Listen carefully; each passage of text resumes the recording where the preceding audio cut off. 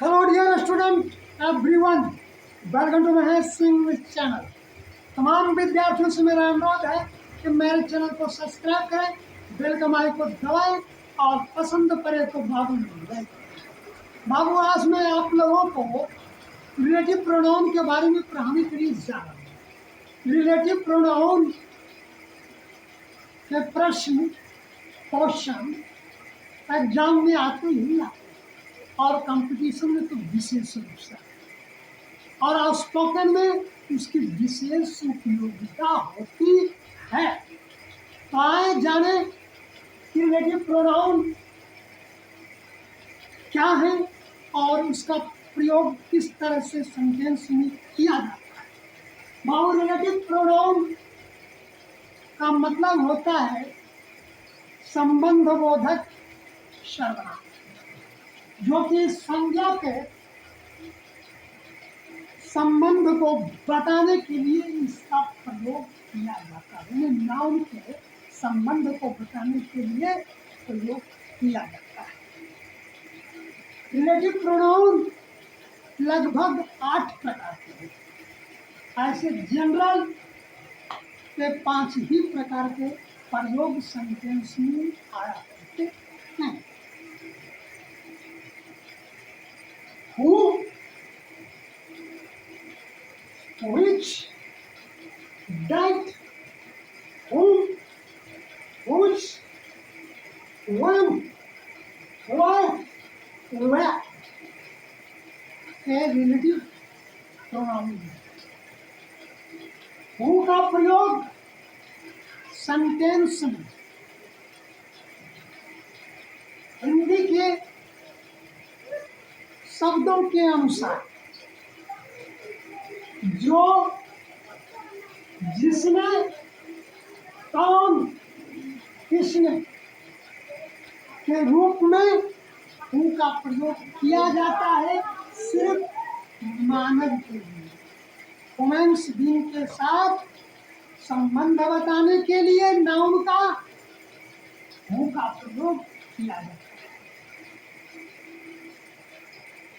इसका प्रयोग जो के अर्थ में जिसने, जिसके के रूप में मनुष्य को छोड़कर सभी के साथ में किए जाते हैं। दैट का प्रयोग जो, जिसने, जिसे के रूप में किया जाता है, सभी के साथ में इसका प्रयोग किया जाता है। चाहे ह्यूमन्स बीइंग हो, चाहे लिविंग थिंग्स हो, चाहे नॉन लिविंग थिंग्स हो, सभी के साथ में इसका प्रयोग किया जाता है। बाबू समझ गए? हुम का प्रयोग जो के रूप में, जिसको, जिनको के रूप में मनुष्य के लिए, सिर्फ मनुष्य के लिए, ह्यूमन्स बीइंग के लिए किया जाता है। समझ गए? संबंध बताने के लिए इसका प्रयोग किया जाता है नाउन के साथ। समझ गए? कुछ, जिसका, जिनका के सभी के साथ में प्रयोग होते हैं, चाहे ह्यूमन्स बीइंग हो, चाहे लिविंग थिंग्स हो, चाहे वो नॉन लिविंग थिंग्स हो। कुछ का प्रयोग सभी के साथ में होता है। समझ गए ना? और वन, कब, why, क्यों, where, जहाँ, ये सभी रिलेटिव प्रोनाउन हैं। अब आइए सेंटेंस के आधार पर देखें कि कैसे हु नाउन के रूप में सब्जेक्ट बन करके आते हैं। जो लड़का खेल रहा है वह मेरा भाई है। अब देखिए, जो लड़का खेल रहा है वह, जो लड़का खेल रहा है वह मेरा भाई है। दो क्लाउज है। इस क्लाउज को जोड़ने के लिए, समझ गए, संबंध बताने के लिए हु का प्रयोग किया जाता है। इसके साथ में तो मनुष्य जाति के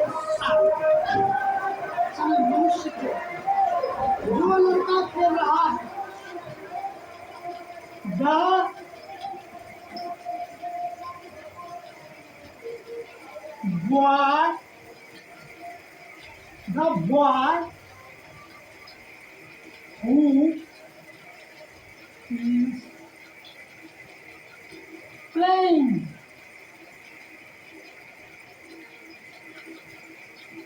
The boy who is playing, जो लड़का खेल रहा है वह मेरा भाई है. Is my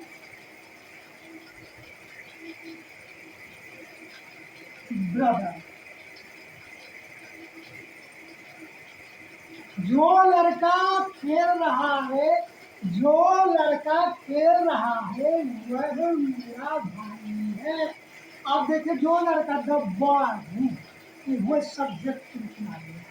समझे, सब्जेक्ट के रूप में आया है यहाँ का प्रश्न, वो आ गया. दोनों का उसको जोड़ने के लिए का प्रयोग किया होता है. समझे, the boy who is playing is my brother. जो लड़का खेल रहा है वह मेरा भाई है. My brother. जो लड़का रोड के किनारे खड़ा है, जो लड़का रोड के किनारे खड़ा है वह मेरा दोस्त है. जो लड़का, the boy who is standing, the boy who is standing beside the road is my friend. वह मेरा दोस्त है. यही किताब है जो मैंने लिखी है. यही किताब है, यही किताब है जो मैंने लिखी. दो किताबें हैं इसमें. अब प्रोनाउन ये क्या है, ये मैं प्रोनाउन है. प्रोनाउन का किताबों को बताने के लिए इसमें का प्रयोग होता है. यही किताब, this is the book, this is the book who I have written. This is the book. यही, this is the book who I have written. यही किताब है जो मैंने लिखी. जोड़ने का काम कर रहा हूँ.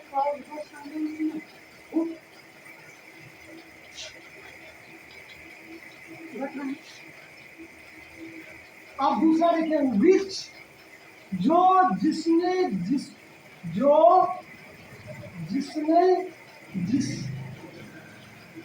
जिसके के रूप में प्रयोग किया जाता है मनुष्य के छोड़कर सभी के साथ में, तो विच का प्रयोग किया जाता है. ठीक के आधार पर आपको बाबू बता रहे हैं. इसमें नहीं बताया है, नहीं बता रहा. जो गाय काली है, जो गाय काली है वह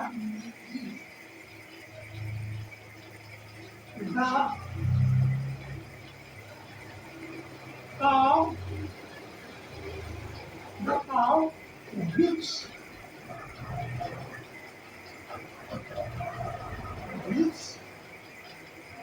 is black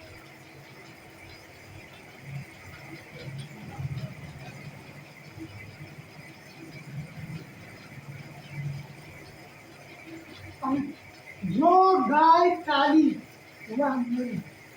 The cow which is black is mine. वह मेरी. अब देखिए, ये जो है नाम के साथ ही संबंध बता रहे हैं. तो नाउन के साथ में संबंध बता रहा है बाबू, लेकिन ये क्या है जी, प्रोनाउंस भी नहीं, इसलिए इसमें हिच का प्रयोग होगा। समझ गए? हिच का प्रयोग और दैट का प्रयोग निर्जीव वस्तु तथा जानवरों के लिए किया जाता है, संबंध बताने के लिए। समझ ना? अब जो जो किताब टेबल पर है वह मेरी है। जो किताब the book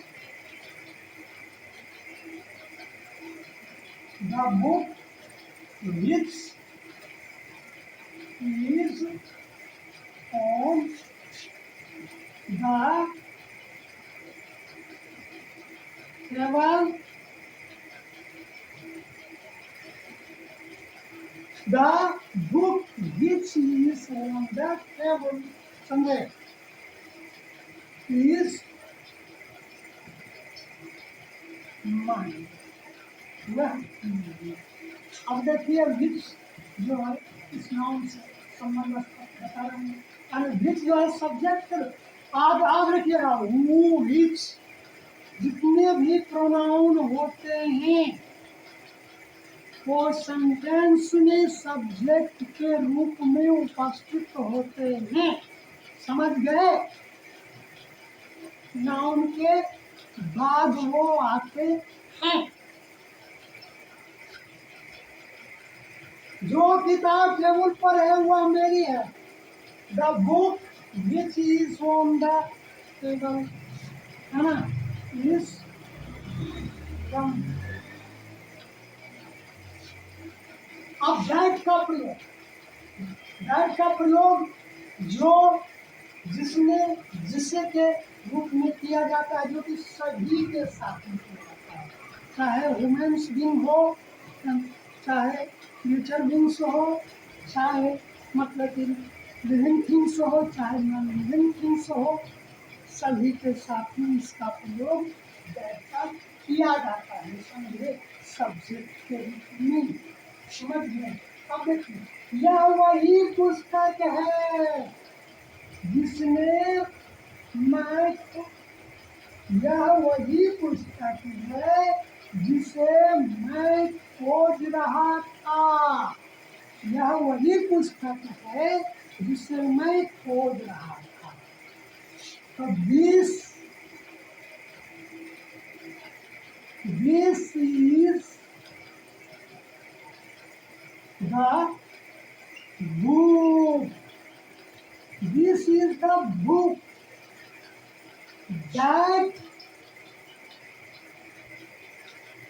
that I was looking for।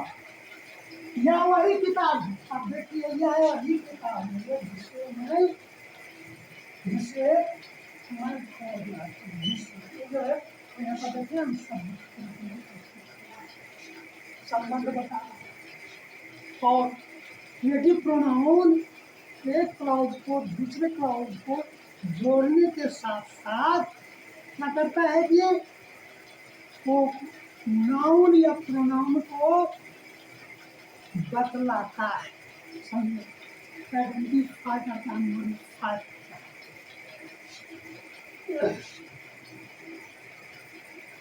अब आइए होम मतलब होता है जो, जिसको, जिनको, मनुष्य के लिए। वह लड़का जिसे मैं पढ़ाता हूँ होशियार, वह लड़का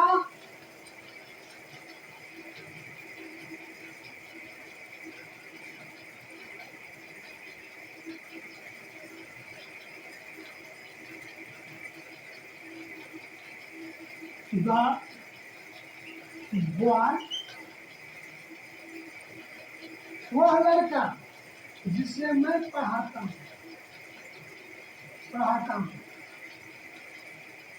the boy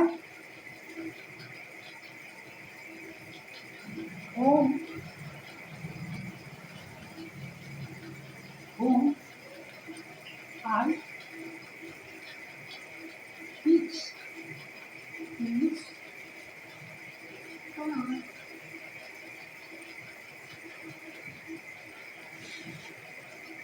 वह लड़का जिसे मैं पढ़ाता हूँ होशियार है, जिसे मैं पढ़ाता हूँ। The boy whom I teach, जिसे मैं पढ़ाता हूँ,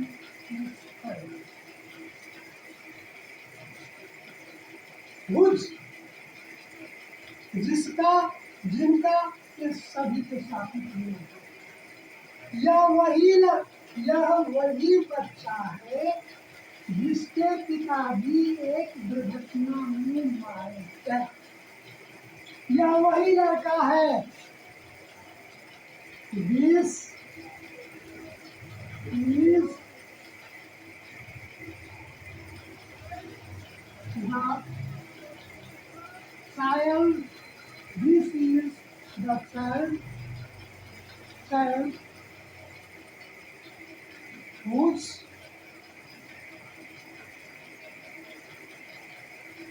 father was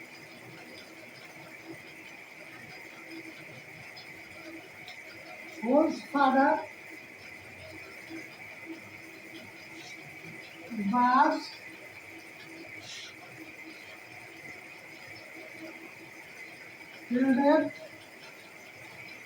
in an